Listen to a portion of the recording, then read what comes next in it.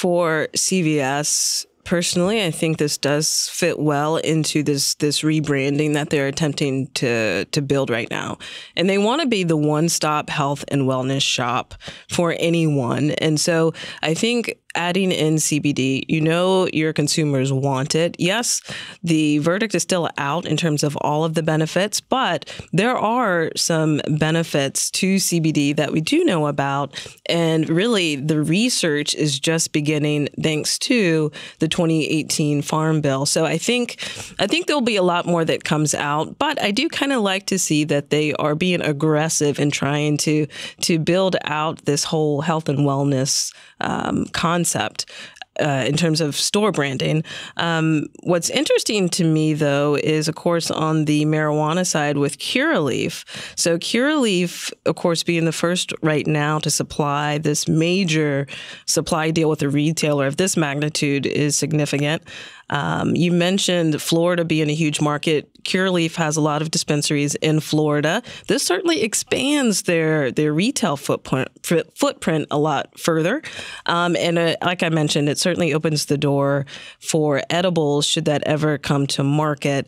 But all in all, the CBD market opportunity is huge. Some analysts are actually pegging the market as much as $22 billion by 2022. For a company like Curaleaf that only made maybe a few million in 2018, you can see the long growth runway here. So I like the strategy here in terms of Curaleaf actually having long-term competitive advantage. That's kind of a question mark for me. But I do like ultimately this play that CVS is trying to brand itself as a health and wellness shop and is a one-stop shop for many too.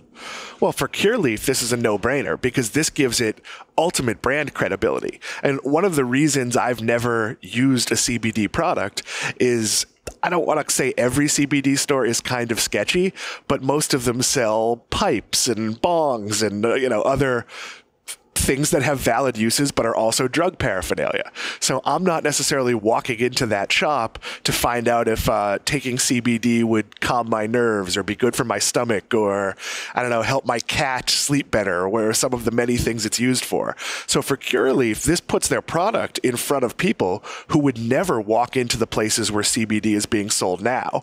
And that's where CVS has to be careful. They're lending their name to something. It's in many ways like, back in the 80s when or the early 90s when I went to college, you could walk into a CVS and buy those pills that helped you stay up later so you could study more. And it later turned out that those were very bad and we shouldn't be taking those. CVS takes a little bit of a hit. So that's why they're going slow here. They're not going to introduce, a soda with CBD in it because kids would drink it until they know exactly what it does and who it's for. So baby steps, really good for Curaleaf, very progressive for CVS, but they have to be very careful to not harm their brand.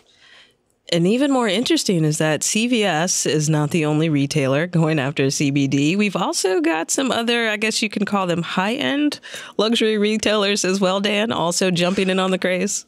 Yeah, I mean, coming to Barney's, there's going to be CBD shops, which is, putting it in front of an entirely new audience, and going into 100, let's call them upscale Simon-owned malls.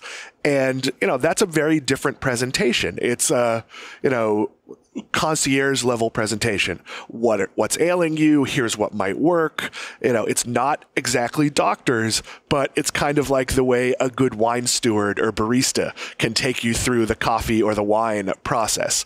So again, it's going to take CBD and bring it in from the fringes. And if CVS is stocking it at reasonable prices and other people are sort of doing some of the matching and here's what you need work, that's going to be good for CVS. And who knew CBD and a lifestyle luxury brand like Barney's could be a thing? I think it's interesting. They plan on calling this concept that they're rolling out at Barney's the, quote, the high end. I have to give it to them at least a few points for creativity there. But I think you'll see much more of this, and even more so. These are just signs that we're hitting peak CBD craze. What do you think, Dan? I don't think we're anywhere near the peak. I think as this gets exposed to more people, I mean, look, I'm 45 years old. There's aches and pains. There's all sorts of things that, don't happen to you when you're 35. So if these products prove safe and valuable, there's a market for them. I'm sure I live in Florida. There's people a billion years older than me. If a cream makes your arthritis hurt less and your friend got exposed to it at Barney's or CVS or wherever, I think there could be a huge mainstream explosion of CBD and really a destigmatization of it.